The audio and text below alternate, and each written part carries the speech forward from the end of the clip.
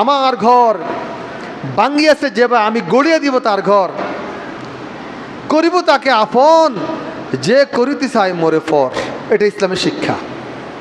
ওয়াতে মান হারামাক, যে তোমাকে বঞ্চিত করতে চায় তাকে তুমি দাও। ওয়ারে জাম্মান জলামাক, যে তোমার উপরে জুলুম করতে চায়, তা যে তোমার উপরে জুলুম করে তুমি জুলুম করো না, তুমি এড়িয়ে চলো তাকে।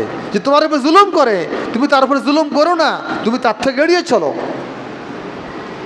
ওয়াফু আম্মান জলামাক, যে তোমার উপরে জুলুম করে, অন্য হাদিস, তাকে মাফ করে দাও। হাজরিন, গত জুমাতে বলছিলাম ওয়াইজা খাতাবাহুমুল জাহিলুনা ক্বালু সালামা। অজ্ঞ লোকেরা, খারাপ লোকেরা যদি তোমার সাথে খারাপ আচরণ করতে আসে, তুমিও সমান তালে খারাপ আচরণ করো না, বরং তুমি আসসালামু আলাইকুম বলে বিদায় হও। আল্লাহ রাসূল সাল্লাল্লাহু আলাইহি ওয়াসাল্লাম বলছেন